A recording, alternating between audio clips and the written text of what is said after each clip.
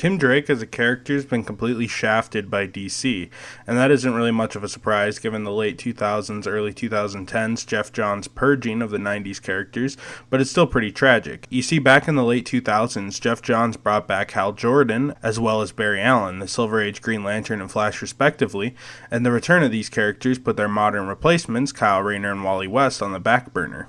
And while that wouldn't happen to Tim Drake specifically, a slightly different situation would take place. It follows the same pattern, however. In the early 2010s and late 2000s, DC's 90s legacy characters were essentially removed from the spotlight.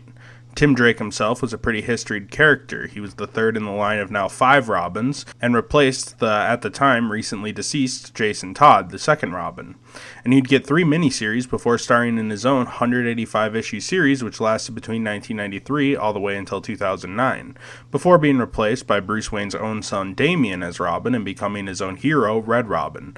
But unlike Red Hood or Nightwing, he never really found his own identity. Red Robin's run ran from 2009 to 2011 and lasted 26 issues, most of which he was trying to prove Bruce was still alive, which at the time wasn't a given since Bruce Wayne recently died in the Final Crisis event. Post-Flashpoint and the New 52 revamp, Tim sat without his own series for the first time in decades. Still Red Robin, Tim essentially became a mainstay on the Teen Titans and had little to do with the Bat family, only being dusted off for wider events like Death of the Family. When the New 52 changed into Rebirth, Tim again was seemingly downgraded, changing his suit to something more akin to his Robin suit and officially becoming DC's fully undeveloped Robin. In the meantime, we had Damian, who was in the spotlight as the main Robin, and Dick Grayson and Jason Todd as Nightwing and Red Hood respectively, who both had their own series, while Tim would continue to sit neglected. My opinion on why this happened is kind of simple. He was the most basic Robin, and as a character was developed to be the perfect Robin in many ways. He almost worked too well in the role. Dick was the Robin that left only to have a sticky relationship with Batman, so it'd be hard to have a second former Robin do that and have it still be interesting.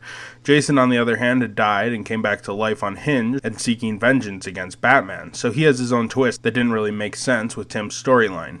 Finally, we have Damian, who took the mantle kind of abruptly while in the middle of Grant Morrison's run, and Tim still probably had stories to tell in the role.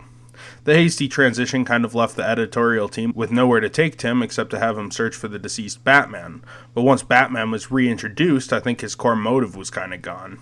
It also didn't help that Red Robin, who was originally pretty unique in design and attitude, was continually walked back. First with his more Robin-like design in the New 52, and then during Rebirth being blatantly designed to look like Robin.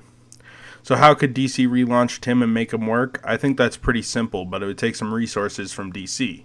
Basically, I'd redesign him, give him a costume that is unique from Robin again, like he had in the pre-52 era, then take him out of Gotham, and rather than give him a new city like Dick Grayson, have him basically be a globe-trotting detective. In the comics, he was an amazing detective, so to have him travel around the world and occasionally land back in Gotham while solving mysteries and fighting a unique rogues gallery from around the DC universe might actually be pretty interesting. He also does a lot with tech early on, so have him do that kind of thing as well. Overall, I don't think it would be hard to save the character, but I think Batman's editorial staff over the past decade just hasn't really cared about Tim Drake that much, which I think is unfortunate due to the fact that he's a pretty storied character and has a lot to tell still, I think, within the Batman universe.